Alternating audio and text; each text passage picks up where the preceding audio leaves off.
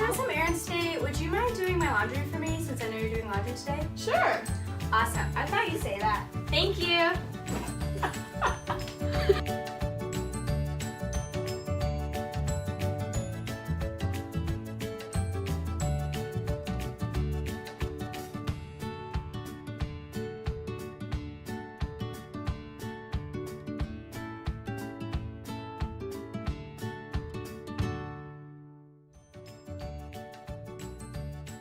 For context and environment, it includes cultural, in which Taylor's culture expects her to have clean clothes; temporal, in which Taylor does laundry every Sunday; personal, she is a single graduate student; and virtual, she used her phone for an alarm, timing laundry, and communicating with her roommate.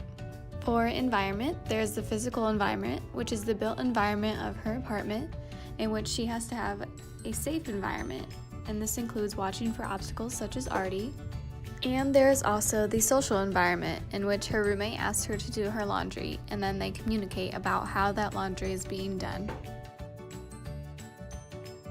Performance patterns include habits such as carrying clothes in a hamper, sorting clothes, and doing laundry first thing in the morning, routines such as doing laundry every Sunday, and a role of being a friend and a good roommate by doing her laundry, and rituals such as watching her favorite TV show while folding laundry.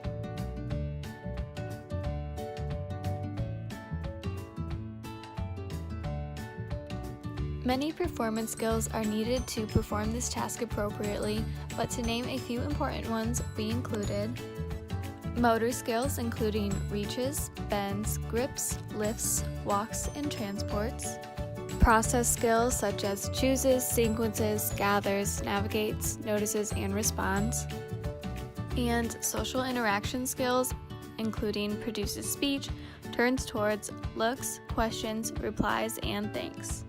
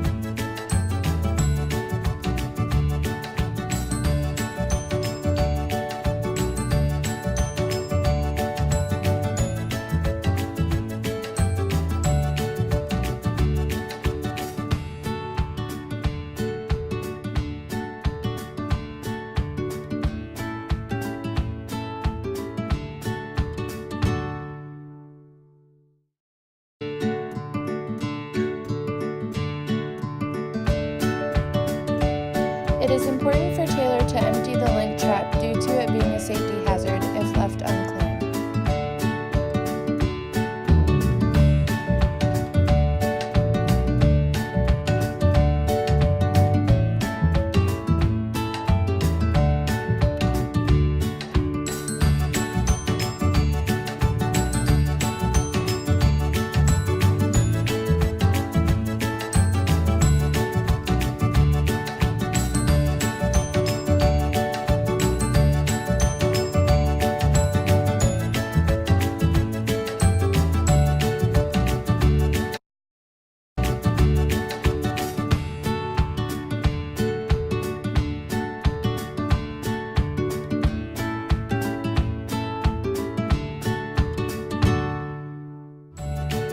For space demands, we have size demands. Make sure the laundry room has adequate space to move clothes into the washer and dryer. The arrangement of objects in space. We must make sure that the washer, dryer, detergent, dryer sheets, and hamper are within reach and accessible. For surface demands, we must work within a flat surface to fold laundry.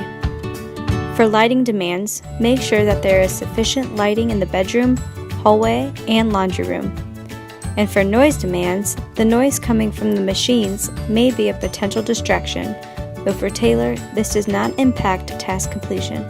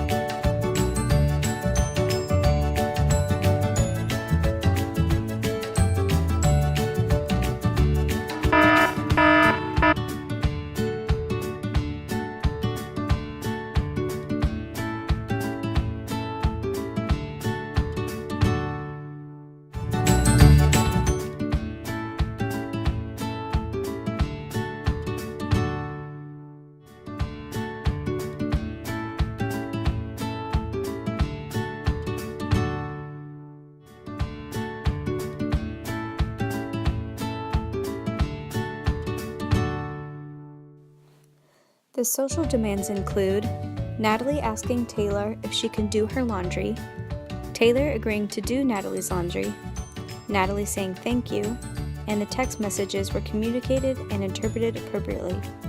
Social demands are not always required for this task, though for Taylor's case, socially interacting with her roommate is incorporated.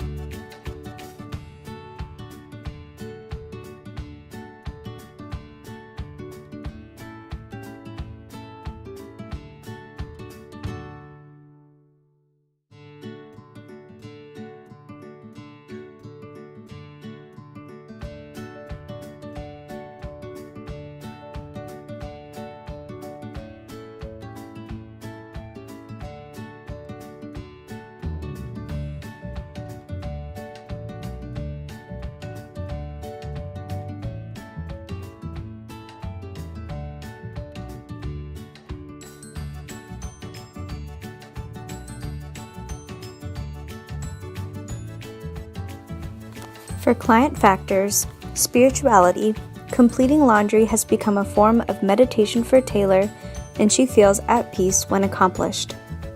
For beliefs, Taylor believes that it is important to have clean clothes and that it is important to maintain her laundry to a minimum. For values, Taylor values the feeling of accomplishment after finishing her tasks and values clean clothes. Body functions are described in detail on the next slide.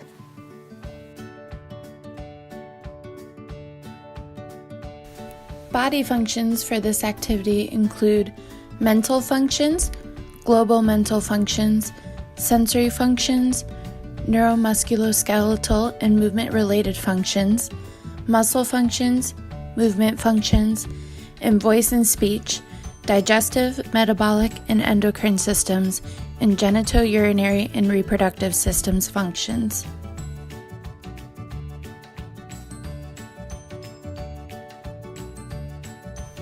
Tools for this activity include 2 hampers, a measuring cup for laundry detergent, a variety of clothes, and a lint trap. Supplies include detergent, dryer sheet, and scent beads. Equipment includes washer, dryer, and drying rack. Modifications for this activity include hanging your clothes up rather than putting them on the drying rack, sit in a chair to transfer clothes into the washer and dryer, stepping stool if a person cannot reach the height of the washer and dryer, put the dog in a kennel or in another room, and a reaching aid to pick up the clothes off the floor. Upgrades include going to a laundromat, not using a hamper, using a stacked washer and dryer, remote location of the washer and dryer, meaning a split level floor, and doing laundry bi-weekly. Downgrades include only doing your own laundry, not separating the laundry, Tide Pods instead of liquid detergent, sitting while loading and unloading laundry, keeping hamper in laundry room without transferring, and putting the dog away before doing your laundry.